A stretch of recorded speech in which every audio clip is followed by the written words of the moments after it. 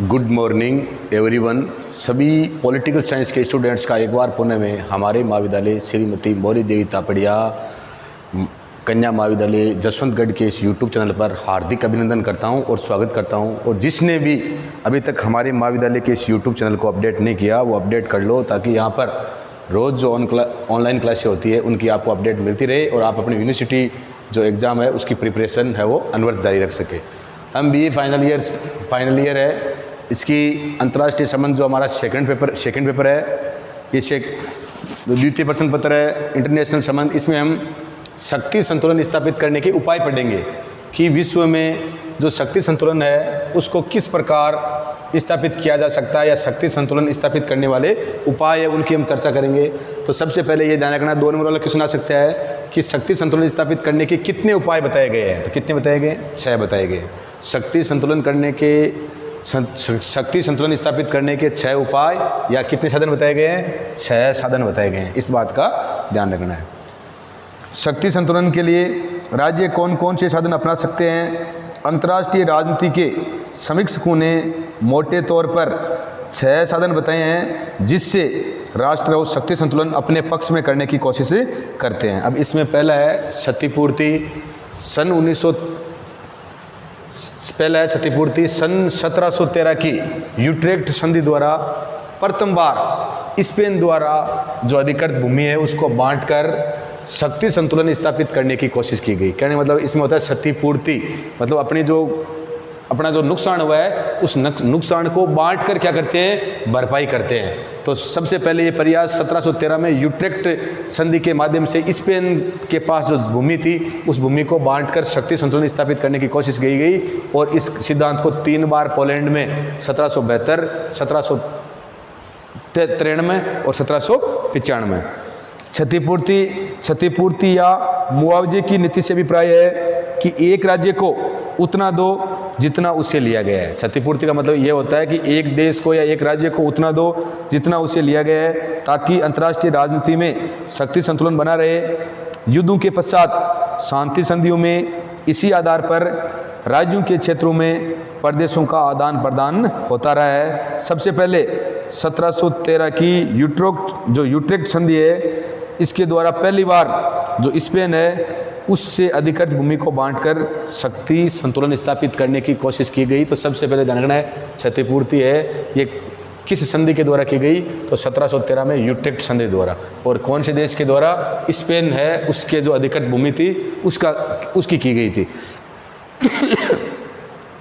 उसके बाद में पोलैंड का 3 बार विभाजन किया गया, 1772, 1793 और 1795। ये भी किस लिए किया गया? क्षतिपूर्ति या मुआवजे के लिए किया गया। 1906 में इथियोपिया को ब्रिटेन, इटली तथा फ्रांस ने 3 समान प्रभाव क्षेत्र है उसमें बांट लिया। 1906 की घटना है, इथियोपिया को ब्रिटेन, इटली और फ्रांस ने 3 समान प्रभाव क्षेत्रों में बांट लिया। इसी प्रकार ईरान के संबंध में ब्रिटेन तथा रूस की प्रतिनिधित्व का परिणाम 1907 की आंग्ल रूसी संधि में निकला। मार्गेनथाउ कहते हैं कि राजनीतिक समझौते को जन्म देने वाली राजनयिक वार्ताओं की सौदेबाजी भी अपने सामान्यतम रूप का सिद्धांती है। और इस प्रकार ये शक्ति संतुलन का एक क्या है? अंग है। क्या? क्षतिपूर्ति या मुआवजा। दूसरा है हस्तक्षेप। सबसे पहले 1748 में वेस्टफैलिया संधि द्वारा, फिर 1816 में वियना कांग्रेस, फिर 1856 में पेरिस कांग्रेस, फिर 1878 में बर्लिन कांग्रेस, फिर 1886 में ग्रीस और 1897 में टर्की, और 1993 में अल्बानिया को स्वतंत्र बनाए रखने के लिए टर्की में भी दखल किया गया। हस्तक्षेप करना पड़ता है। कभी कभी शक्तिशाली राज्य संतुलन स्थापित करने की दृष्टि से अन्य राज्यों के आंतरिक मामलों में हस्तक्षेप करते हैं। और ये हस्तक्षेप सबसे पहले 1648 में वेस्टफैलिया की संधि के बाद से यूरोप की राजनीति का यह मुख्य सिद्धांत रहा है कि कोई भी राज्य अन्य राज्यों की अपेक्षा बहुत अधिक शक्ति संपन्न न हो और सब राज्यों में क्या बना रहे? शक्ति संतुलन बना रहे। 1648 की यूट्रेक्ट संधि के, 1816 की वियना कांग्रेस के, 1856 की पेरिस कांग्रेस के, 1878 की बर्लिन कांग्रेस के और 1856 का जो क्रीमिया युद्ध ब्रिटेन और फ्रांस द्वारा टर्की के साम्राज्य को क्या किया गया, सुरक्षित रखने की दृष्टि से किया गया, ताकि इसे दबाकर रूस और दक्षिणी पूर्व यूरोप को अधिक शक्तिशाली न होने दिया जाए। तो ये दूसरा है, हस्तक्षेप करते हैं। तीसरा है मध्यवर्ती राज्य या बफर स्टेट, मध्यवर्ती राज्य या बफर स्टेट। इसमें जो दुर्बल और दो बड़े गैर मित्र देशों के बीच, ऐसा राज्य या देश जो दुर्बल और दो बड़े गैर मित्र देशों के बीच में स्थित हो, उसे क्या कहते हैं? मध्यवर्ती राज्य या बफर स्टेट कहते हैं। शक्ति संतुलन स्थापित करने का तीसरा तरीका है मध्यवर्ती राज्य। एक ऐसा तटस्थ बफर राज्य स्थापित किया जाए जो दुर्बल हो, ऐसा राज्य जो क्या हो? दुर्बल हो और दो बड़े गैर मित्र देशों के बीच में स्थित हो, ऐसे राज्य को क्या बोलते हैं? मध्यवर्ती राज्य बोलते हैं। और ऐसे मध्यवर्ती राज्य का काम है दोनों बड़े अमित्र राष्ट्रों को अलग रखकर उनमें युद्ध छिड़ने की गुंजाइश को क्या करना? कम करना। हालस्टी एक विचार है कि हालस्टी बोल रहे हैं कि दो शक्तिशाली राज्यों को संतुलित रखने के लिए मध्यवर्ती राज्यों की पट्टियों का विशेष महत्व होता है। दो शक्तिशाली राज्यों की जो शक्ति संतुलन है, शक्ति को संतुलित रखने के लिए जो ये मध्यवर्ती राज्य है, इनकी पट्टियों का विशेष महत्व होता है। मध्यवर्ती राज्य है वो कई प्रकार के हो सकते हैं। इसमें तटस्थीकृत राज्य, मध्यवर्ती राज्य इसके कई प्रकार हो सकते हैं। पहला प्रकार होता है इसका तटस्थीकृत राज्य। तटस्थीकृत राज्य और तटस्थीकृत राज्य कौन सा है? ये 2 नंबर वाला क्वेश्चन आया गया है कि मध्यवर्ती राज्यों में तटस्थीकृत राज्य कौन सा है? तो कौन सा है? स्विट्जरलैंड।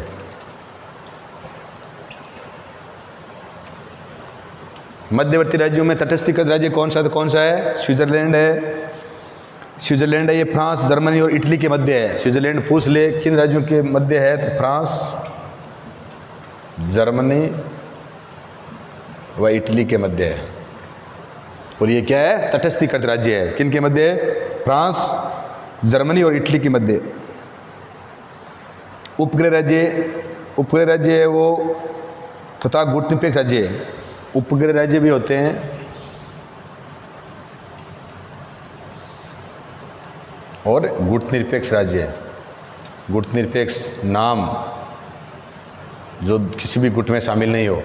तो इस प्रकार के कई प्रकार के राज्य होते हैं जिन्हें मध्यवर्ती राज्य कहा जाता है। प्रथम विश्व युद्ध से पहले रूस और जर्मनी के बीच में पोलैंड मध्यवर्ती राज्य था। पहला विश्व युद्ध 1914 से लेकर 1918 के बीच में हुआ था। उस समय रूस और जर्मनी के बीच में कौन सा राज्य मध्यवर्ती राज्य था? पोलैंड था।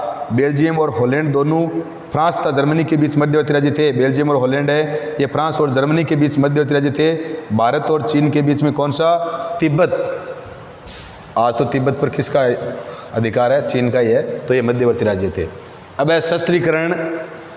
शस्त्रीकरण का अर्थ बताया मार्गेंथाउ के अनुसार, जिन प्रधान साधनों द्वारा एक राष्ट्र अपनी शक्ति से संतुलन बनाए रखने अथवा उसको पुनः स्थापित करने का प्रयत्न करता है वो क्या है? अस्त्र शस्त्र है। मतलब अस्त्र शस्त्र से कोई भी राष्ट्र है वो अपनी शक्ति को क्या कर सकता है? पुनः प्राप्त करने की कोशिश कर सकता है। और उसे क्या बोलते हैं? हथियारों की होड़, अस्त्र शस्त्रों का निर्माण करना। जब कभी कोई राष्ट्र अपनी सैनिक शक्ति बढ़ाता है तब इसके प्रतियोगी राज्य भी इसकी बराबरी में आने के लिए शस्त्रों की प्रतिस्पर्धा में पड़ जाए। जिस प्रकार से भारत कोई परमाणु बम का, परमाणु हथियार का आविष्कार करता है, कोई मिसाइल का आविष्कार करता है, तो कौन करता है? पाकिस्तान भी करता है। चीन अगर कोई किसी मिसाइल का करता है तो भारत भी करता है। तो ये अपने आप ही क्या करते हैं? प्रतिस्पर्धी जो भावना है उसको जन्म देते हैं। और शस्त्रीकरण की या शास्त्रीकरण की होड़ होती है। शस्त्रीकरण की ये होड़ यद्यपि संतुलन के लिए होती है, तथापि इसके कारण गतिशील शक्ति संतुलन की स्थिति का निर्माण होता है। द्वितीय विश्व युद्ध के बाद अमेरिका और सोवियत संघ में शस्त्रीकरण की होड़ हुई थी और शस्त्रीकरण से सदैव अस्थिर संतुलन का जन्म होता है, ऐसा माना जाता है।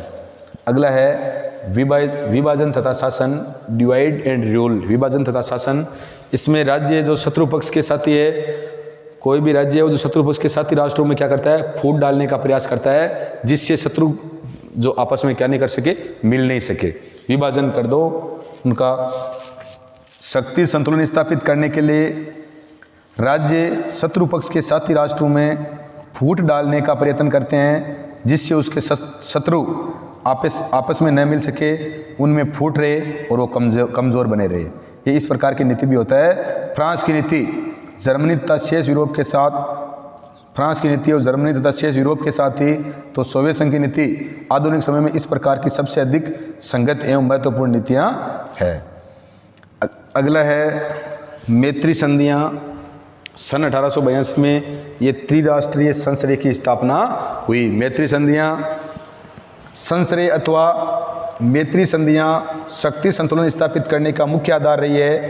पामर तथा परकिंस के अनुसार यह कहना अतिशयोक्ति नहीं होगा कि राज्यों की प्रत्येक संधि का संबंध शक्ति संतुलन से होता है, चाहे उसका विस्तार क्षेत्रीय हो, गोलार्धीय हो या विश्वव्यापी हो।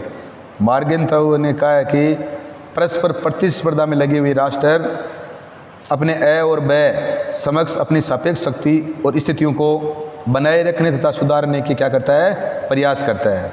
इसका सबसे पहले